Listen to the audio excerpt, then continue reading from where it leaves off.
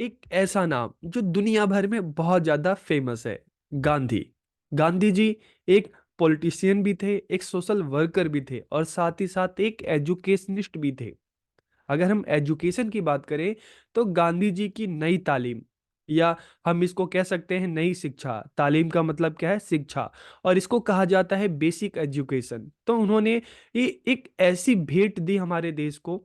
फिर चाहे हम 1986 की एजुकेशन पॉलिसी की बात करें या हम 2020 की एजुकेशन पॉलिसी की बात करें, गांधी जी की जो ये नई तालीम थी, बुनियादी शिक्षा थी, ये हर पॉलिसी में इसका असर हमें देखने को मिलता है और इसको अपनाया गया।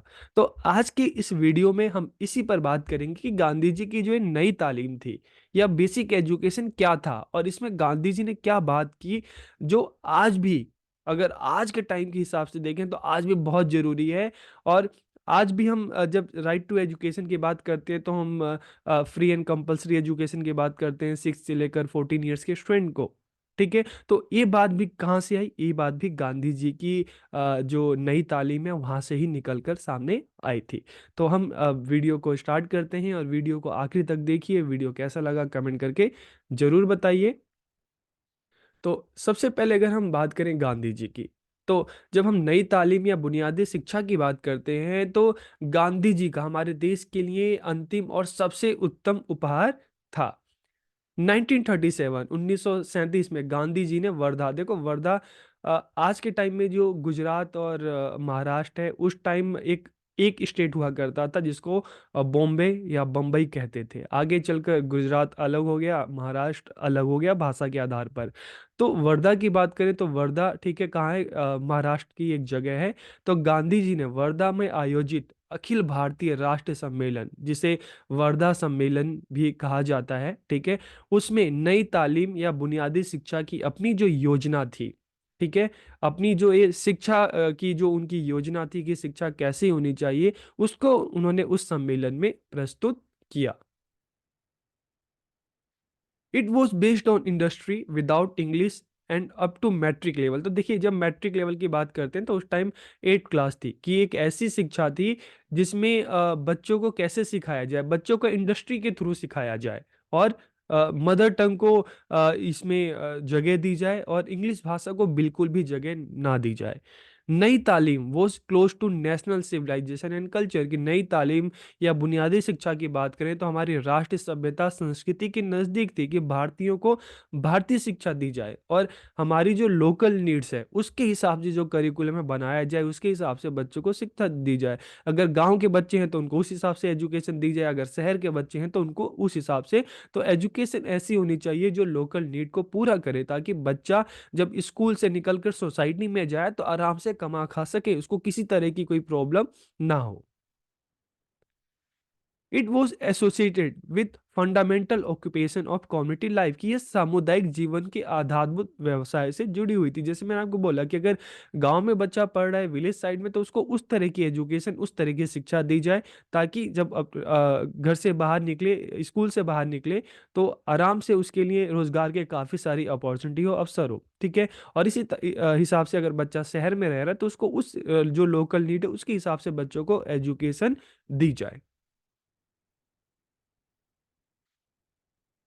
सीखे हुए आधारभूत शिल्प के द्वारा व्यक्ति अपने जीवन का निर्वाह कर सकता है। Through the Lord basic craft a person could sustain his life. तो देखिए, आज की हम एजुकेशन की अगर हम बात करें तो एक बहुत बड़ी प्रॉब्लम है कि आप चाहे 10th करते हैं, 12th करते हैं, ग्रेजुएशन करते हैं, फिर आप सोचते हैं कि यार ग्रेजुएशन कर लिया, 12th कर लिया, अब जॉब के लिए कौन सा कोर्स करूं, तो फिर आपको एक नया कोर्स करना पड़ता है। लेकिन गांधी जी ने अपनी बेसिक एजुकेशन या नई तालीम में क्या बात बताई, कि बच्चों को स्कूल में स्टार्टिंग से ही जो अलग अलग सब्जेक्ट पढ़ाए जा रहे हैं उसके साथ बच्चों को वोकेशनल या क्राफ्ट बच्चों को सिखाया जाए। ठीक है, और क्राफ्ट कैसा होना चाहिए? लोकल नीड के हिसाब से होना चाहिए, ताकि बच्चा अगर 8वीं क्लास भी पढ़े, 5वीं क्लास भी पढ़े, तो उसके बाद भी जब पढ़कर अपनी सोसाइटी में निकले तो उसमें वो स्किल हो, वो हुनर हो, ताकि आराम से कमा खा सके। तो इस तरह की एजुकेशन होनी चाहिए जिसको बच्चा अपनी लाइफ में यूटिलाइज कर सके। This education was related to the basis of life, की यह शिक्षा जीवन की बुनियाद या आधार से जुड़ी हुई थी। तो इसलिए इसको क्या कहा गया? Nai Talim is also known as basic education, इसलिए हम नई तालीम को बुनियादी या आधारभूत शिक्षा के नाम से भी जानते हैं। तो यहाँ पर आपको ये पता चल गया होगा कि नई तालीम को हम बेसिक एजुकेशन या बुनियादी शिक्षा क्यों कहते हैं, क्योंकि जीवन की बुनियाद से जुड़ा हुआ था। एक तरह की ऐसी एजुकेशन जो बच्चों का जो बेस है उसको तैयार करती, ताकि बच्चा आराम से जितनी भी एजुकेशन है वो पढ़ के जब सोसाइटी में जाए तो इस काबिल हो कि अपना खुद से कमा खा सके।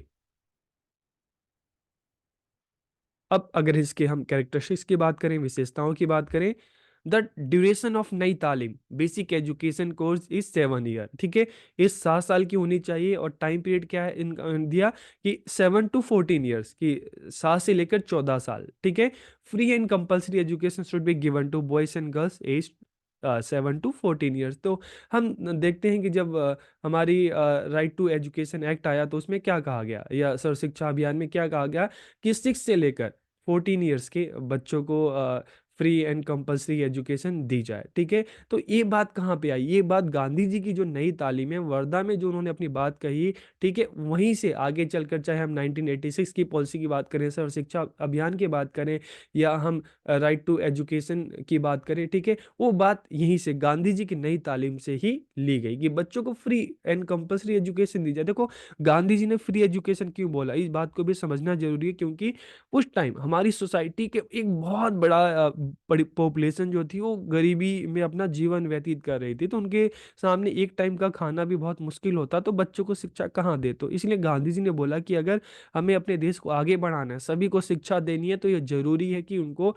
एजुकेशन जो फ्री होनी चाहिए, ताकि हर कोई उस एजुकेशन को ले, ठीक है। फिर गांधी जी ने बोला the medium of instruction is mother tongue, कि बच्चों की शिक्षा का माध्यम क्या होना चाहिए, उनकी मातृभाषा होनी चाहिए।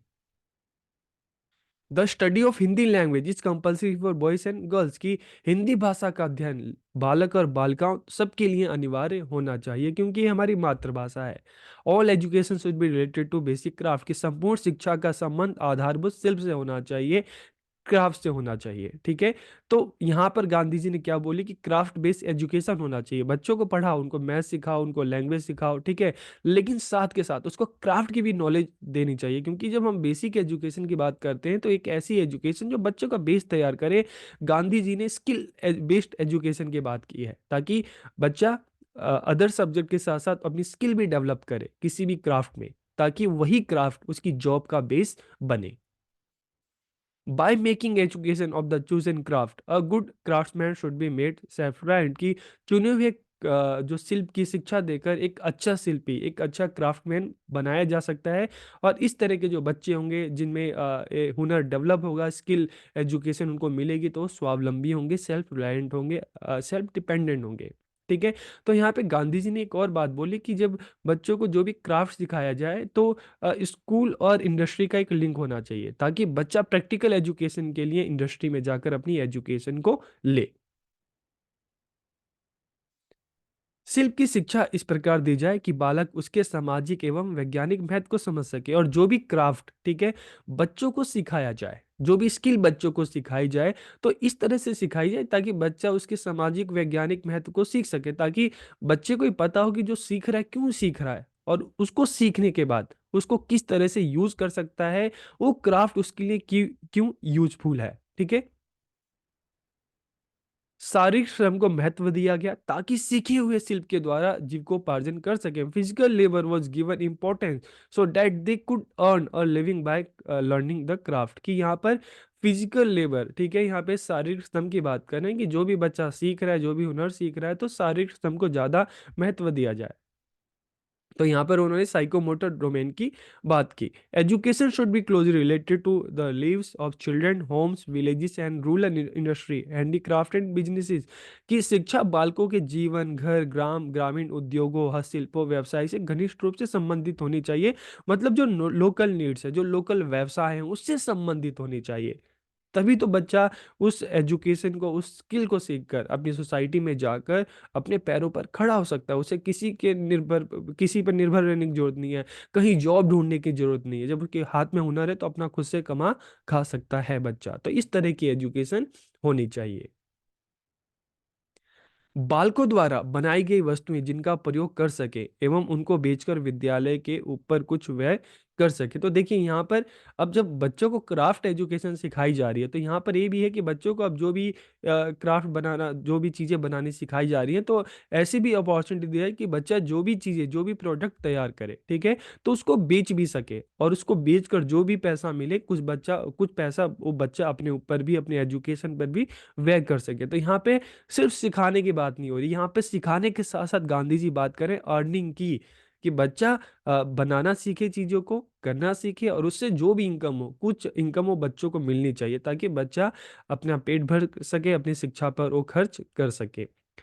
Equal syllabus for boys and girls should be kept, कि बालक एवं बालिकाओं का समान पाठ्यक्रम रखा जाए फिफ्थ क्लास तक। और फिफ्थ क्लास के बाद जो बॉयज़ हैं उनको क्राफ्ट की एजुकेशन दी जाए, ठीक है, और जो गर्ल्स हैं उनको होम साइंस की एजुकेशन दी जाए। क्योंकि देखो आज से जब हम 100-150 साल पहले की सोसाइटी की बात करें ना, तो वहाँ पर औरतों को, गर्ल्स को जॉब पे नहीं भेजा जाता था, उनका काम घर तक ही होता था। तो उस आधार पे गांधी जी ने बोला कि एक जो फीमेल है उसको एक अच्छी गृहिणी बनाना है, ठीक, उनको होम साइंस की एजुकेशन दी जाए, ठीक है, ताकि वो अपना घर को अच्छे से संभाल सके। और इस तरह से उन्होंने कहा कि और बॉयज़ को जो है उनको फंडामेंटल क्राफ्ट सिखाया जाए आफ्टर फिफ्थ क्लास के बाद। फिफ्थ क्लास तक सेम करिकुलम, सेम सिलेबस होना चाहिए। फिफ्थ के बाद गर्ल्स को होम साइंस एंड बॉयज़ को फंडामेंटल क्राफ्ट्स।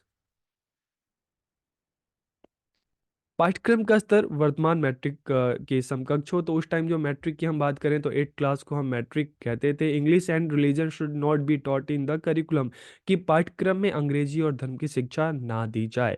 तो ये सारी की सारी बातें जो गांधी जी ने नई तालीम या बेसिक एजुकेशन में बोली। अब हम बात करते हैं इसके एजुकेशनल इम्प्लीकेशंस क्या क्या हैं। तो free and compulsory education, emphasis on the development of human qualities, मानवीय गुणों का विकास, की शिक्षा ऐसी हो जो मानव को मानव बनाए।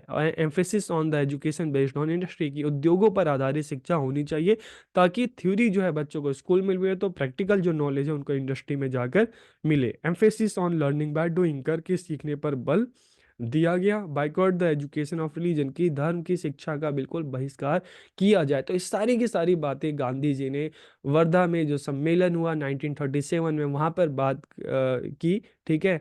तो अब यहाँ पर देखने की बात है कि 1937 में गांधी जी ने बात की जिसको नई तालीम भी बोला जाता है, जिसको बेसिक एजुकेशन भी बोला जाता है। तो आपको ये समझ में आ गया होगा कि जो नई तालीम है उसको हम बेसिक एजुकेशन भी क्यों कहते हैं। तो ये वीडियो आपको कैसा लगा कमेंट करके जरूर बताइए। आप सबका बहुत बहुत धन्यवाद।